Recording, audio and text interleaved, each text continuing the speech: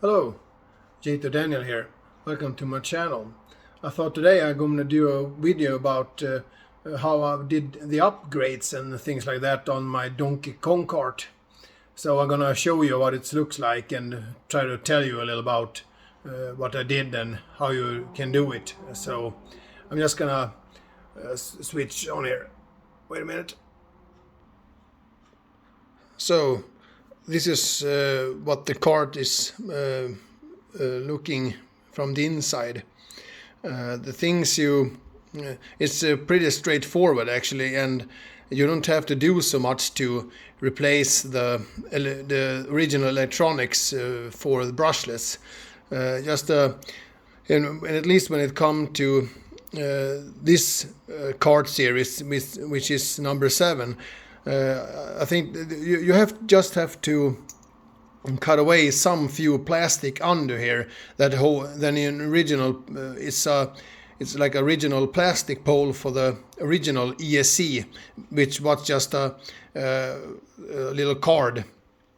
So I think that is the only thing you have to cut away and or melt away before you can put your own ESC in your cart. And I think, and this ESC is a Hobbywing 60 amp, and I think that is might be the biggest one you can put in there. Otherwise, if you put in some bigger one, I don't think you have no room for it, and you're not gonna be able to put the lid on again.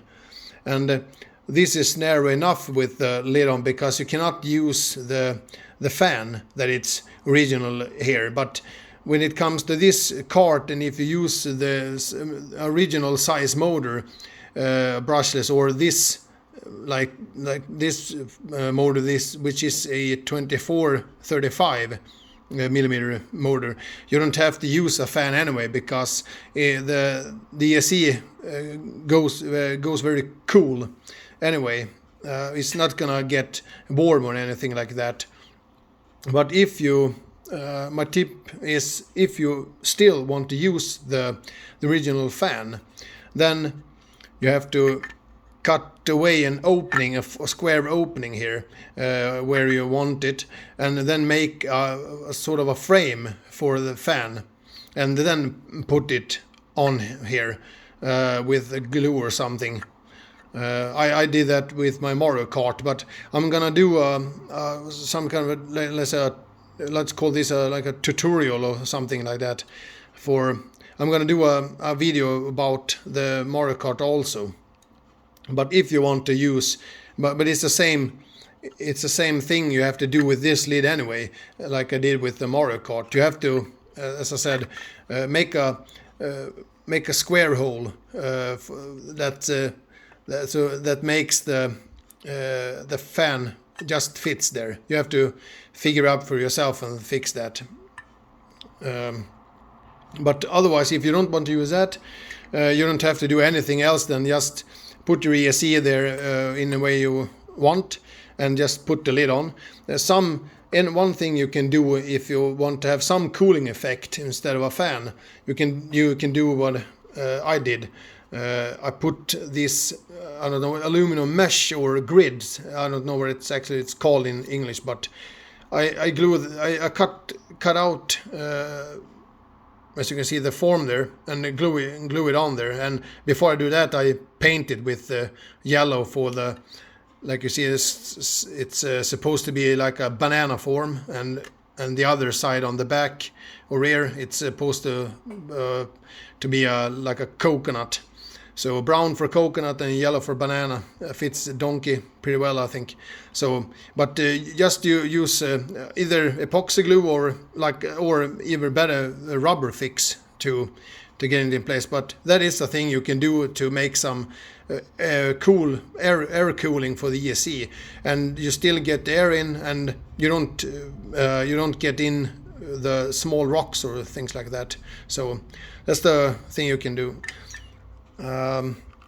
If I can turn it around, and as you can see the cables, I have not done here you have to, if I remember correctly, here you have to cut out a square opening that is pretty large. Let's say about 20 millimeter across or something. So you make room for the cables that is going to be pushed down here when you put the lid on. That's a cut you have to make, and I also did a little cut here for the on and off cable here. So otherwise, because I have my on off button just mounted on the lid. When the lid is on, I have the on off switch button just here with a double-sided tape. But just because you don't want to get the cable, if you put, sometimes it's hard to explain it, if you put this lid on top without make that little room for the cable, you're gonna it's gonna get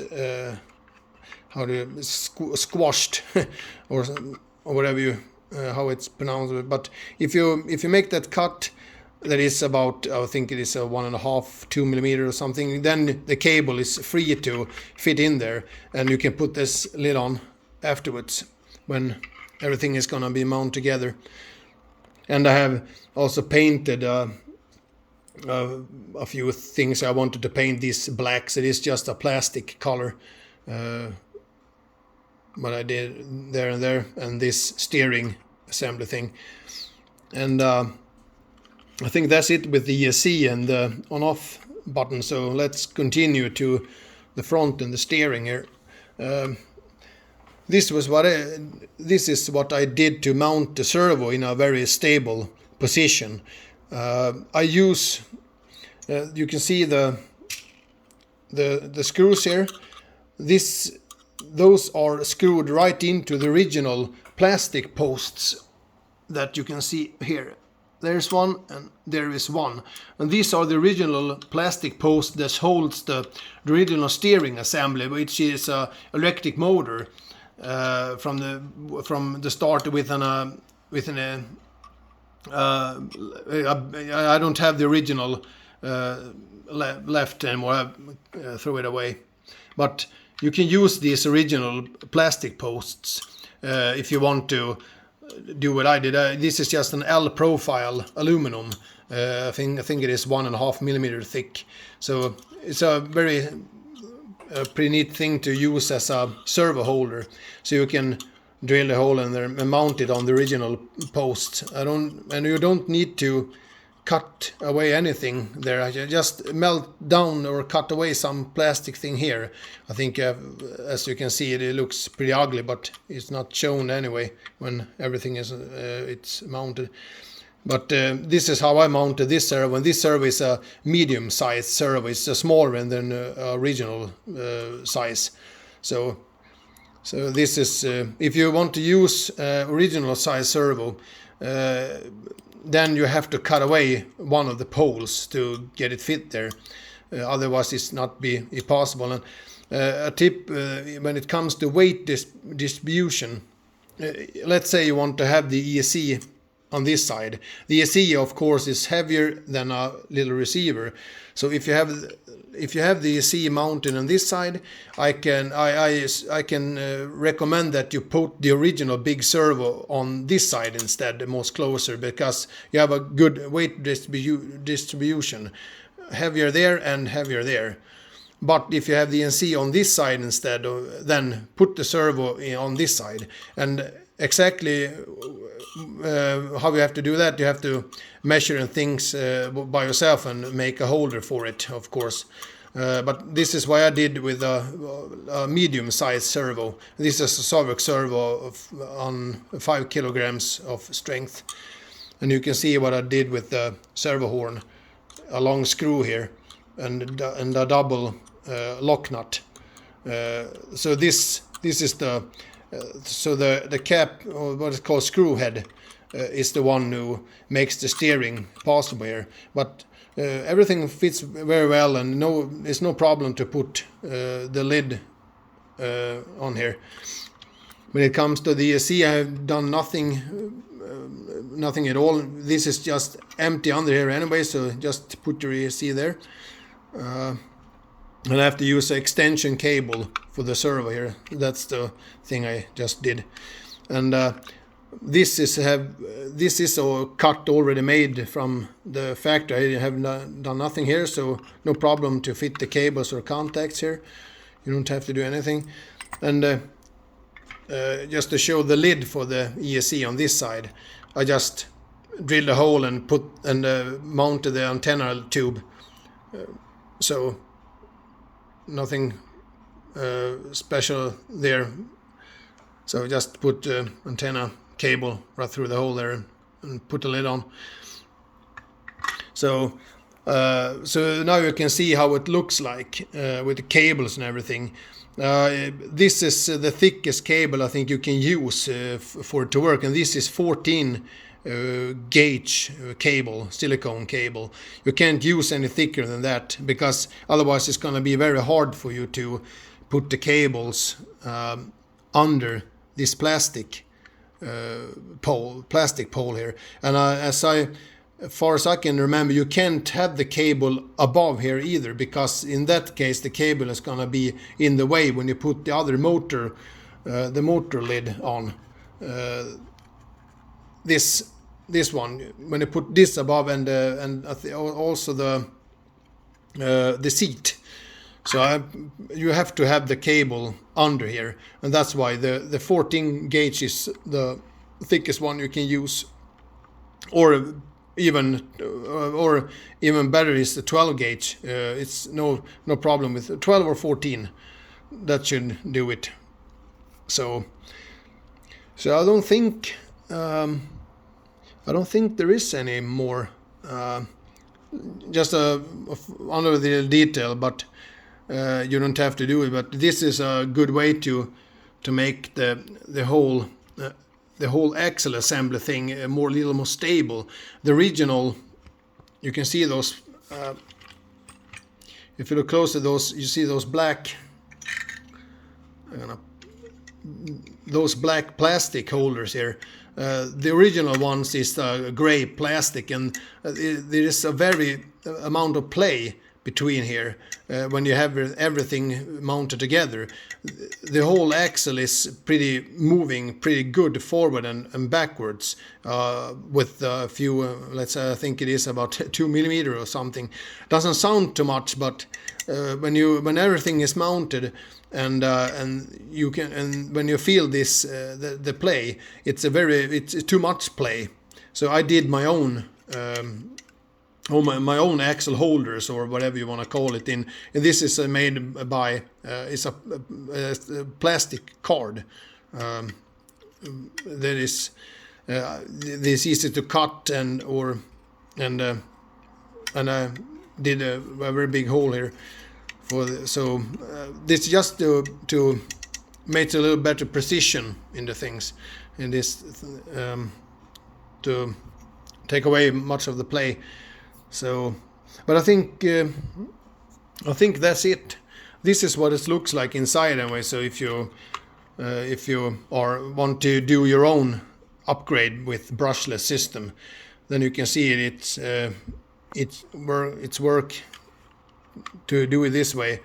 And what ESC you want to use, it's up to you, of course. But I think 60 amps would be, I think, one of the biggest you can put in there, and you don't need any more either. But which brand or whatever is up to you, of course. So you can make it fit or not. But this I know for sure it works, and it's the Hobby Wing Quick Run, I think it's called. So yeah, I almost forgot. This is the last thing you also have to do. Here you have to make a hole for the battery contacts, cables and things. If I put it upside down, you can see. here you can see that hole, and I have use a DIN contact. So I did that because if I want to take out the ESC, I can do that and just stick the DIN contact through the hole there. It's no problem. Rather than make just a little hole just for the cables and then solder the contact. And if you have to take it out, you have to solder off the contact or something. So I want a hole big enough for the whole contact to get through. So that was what I did. And there you see the old on-off switch buttonhole. I just covered it with a rubber hose, bicycle rubber hose. But you can do, of course, whatever you want for that. But I think that I think that's all what I can remember to show you how it looks like inside and how I did it. It's a little more complicated and more things to cut off when it comes to the plastic lid on the Mario Kart, because the Mario Kart I can have a little part, but I can just to show. But when it comes to that lid, there you can see how the ESC fan it's mounted. What I did, and I did a carbon fiber frame for it. I'm gonna get into more details about that, but that lid you have to cut off.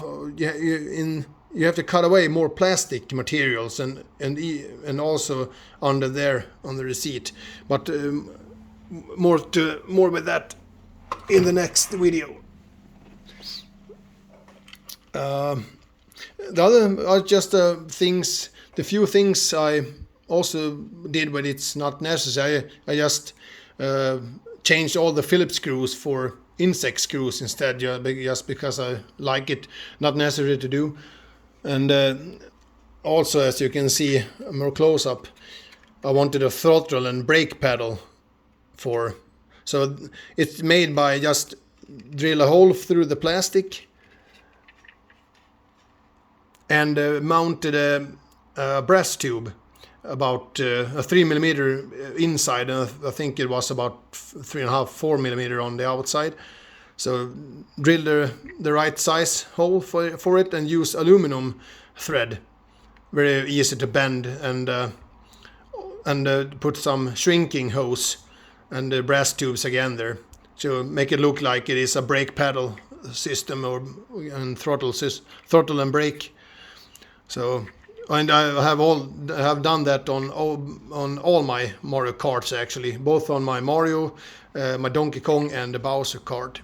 So, and my Bowser Kart has a big, ordinary, original size servo. So that's why I have to make a little different thing with it than and on Donkey Kong, as you can see here, when it comes to the steering there. But I hope I have. I think I have got everything here on this video that I wanted to show you and talk about how I did and show you the upgrades to Brushless. I hope not to forget anything, but you're most welcome to put a comment down below and ask me if it's something you wonder about. And don't forget to subscribe to my channel and hit that like button also, and don't forget also the notification button if you want to see more videos and so you don't miss anything. So, but thank you for watching and have a good day and see you next time. Bye.